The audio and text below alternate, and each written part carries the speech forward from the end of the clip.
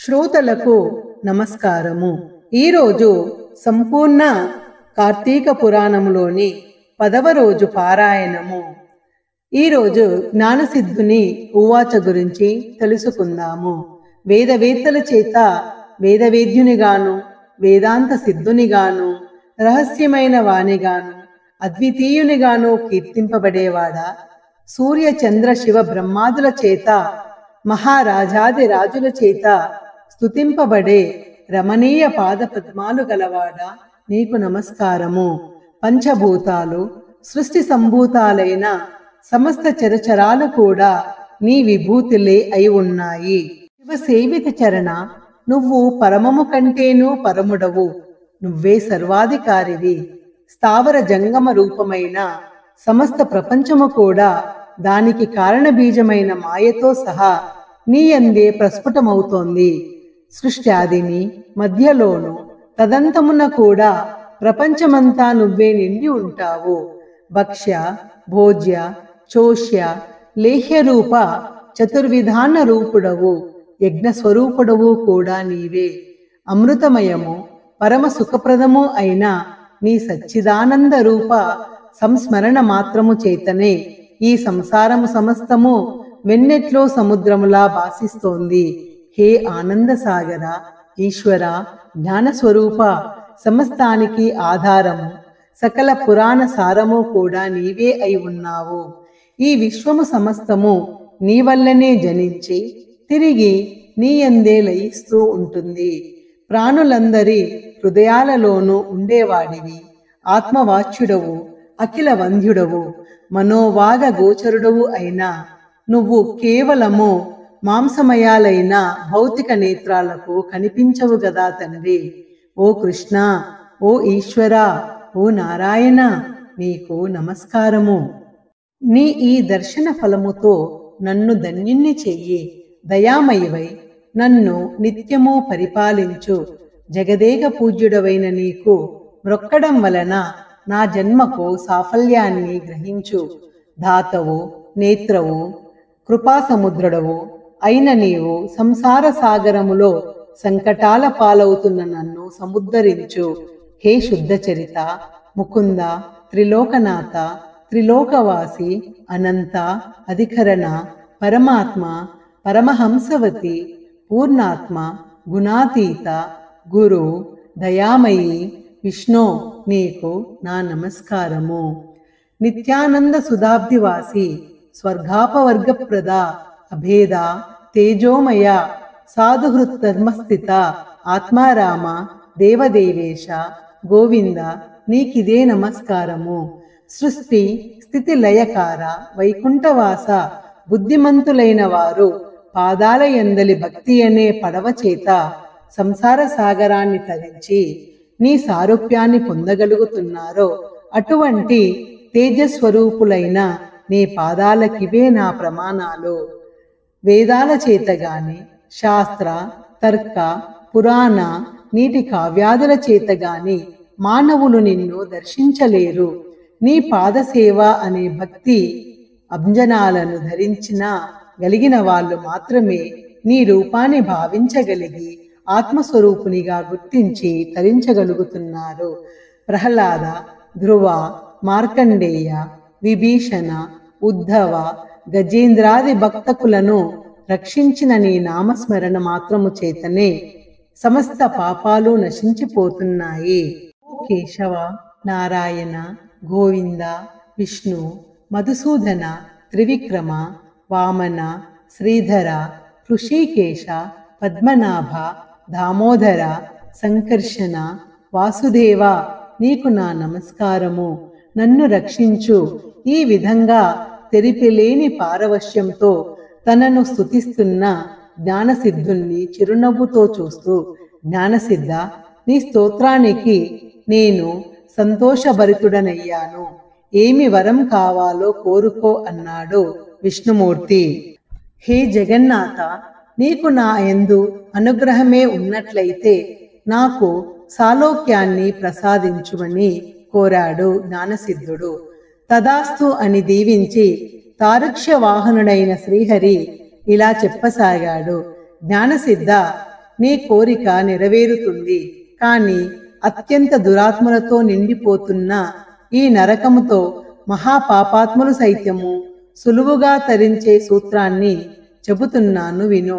సత్పురుష, నేను ప్రతి ఆషాఢ శుద్ధ దశమి నాడు లక్ష్మీ సమేతుడనై పాల సముద్రంలో పవలించి కార్తీక శుద్ధ ద్వాదశి నాడు మేల్కొంటాను. కాని నాకు నిద్రాసుఖాన్నిచ్చే ఈ 4 నెలలు ఎవరైతే సత్యధర్మాలను ఆచరిస్తారో వారు విగతపావులై నా సాన్నిధ్యాన్ని పొందుతారు. విఘ్నులు వైష్ణవులు అయిన నీవు, నీ సహవ్రతులు కూడా నేను చెప్పిన చాతుర్మాస్య వ్రతాచరణను చేయండి. చాతుర్మాస వ్రతాచరణ శూన్యులైన వాళ్ళు బ్రహ్మహత్యా పాతిక ఫలాన్ని పొందుతారని తెలుసుకోండి. నిజానికి నాకు నిద్ర, మేలుకోవడం అనే అవస్థాత్రయమేమీ లేదు. నేను వానికి అతీతుడను. అయినా నా భక్తులను పరీక్షించడానికి నేనలా నిద్రామిషతో జగన్నాటక రంగాన్ని చూస్తుంటానని గుర్తించు. చాతుర్మాసాన్నే కాకుండా నీవు నాపై చేసిన స్తోత్రాన్ని త్రికాలమందు పఠించే వాళ్ళు కూడా తరుస్తారు. వీటిని లోకంలో ప్రచారం చేసి లోకోపకరణానికి నడుం కట్టు. ఈ విధంగా చెప్పి ఆదినారాయణుడు లక్ష్మీ సమేతుడై ఆషాఢ శుక్ల దశమి నాడు పాల సముద్రాన్ని చేరి శేషతల్పముపై శయనించాడు. అంగీరస ఉవాచ, పోయి నీవడిగిన చాతుర్మాస వ్రత మహిమ ఇది. దురాత్ములైనా పాపులైనా సరే హరిపరాయణులై ఈ చాతుర్మాస వ్రతాచరణ చేసే బ్రాహ్మణ, వైశ్య, క్షత్రియ, శూద్ర, స్త్రీ జాతుల వారందరూ కూడా తరించి తీరుతారు.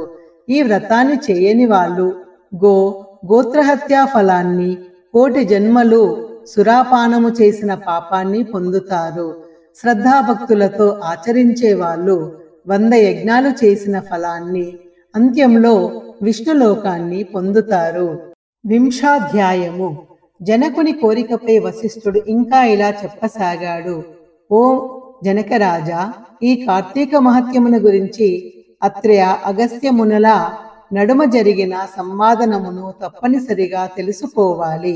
ఒకనాడు అత్రి మహాముని అగస్త్యుని చూసి, కుంభ సంభవ, లోకత్రయోపకారము కోసము కార్తీక మహత్య బోధకమైన ఒకానొక హరిగాథను వినిపిస్తాను విను.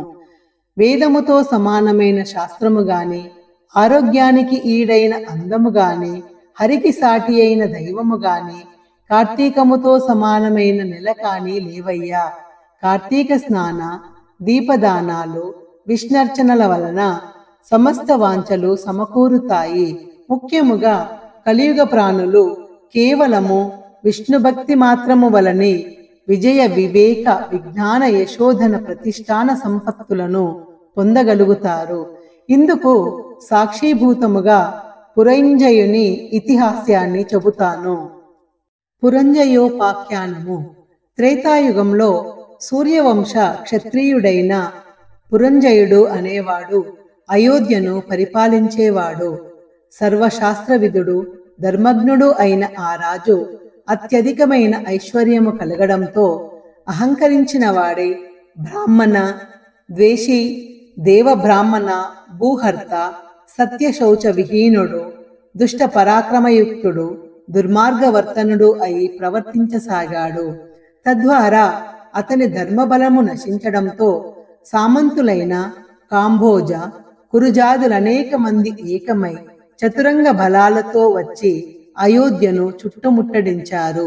ఈ వార్త తెలిసిన పురంజయుడు కూడా బలమదయుక్తుడై శత్రువులతో తలపడేందుకు సిద్ధమయ్యాడు.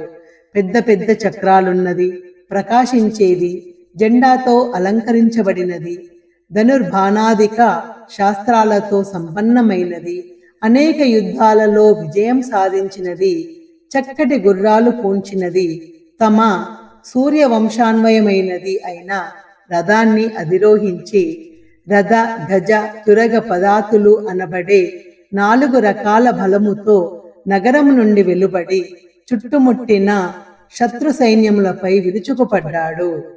ఏవం శ్రీ స్కాంద పురాణాంతర్గత కార్తీక మహత్యము 10వ రోజు పారాయణము సమాప్తము. ఈ రోజు నిషిద్ధములైన ఆహారములు గుమ్మడికాయ, నూనె, ఉసిరి. చేయవలసిన దానములు గుమ్మడికాయ, స్వయం పాకం, నూనె. ఈ రోజు పూజించవలసిన దైవము దిగ్గజాలు. జపించవలసిన మంత్రము ఓం మహామదేభాయ స్వాహ. దీని వలన కలిగే ఫలితము యశస్సు, ధనలబ్ధి. ఓం నమో భగవతే వాసుదేవాయ. జై శ్రీమన్నారాయణ.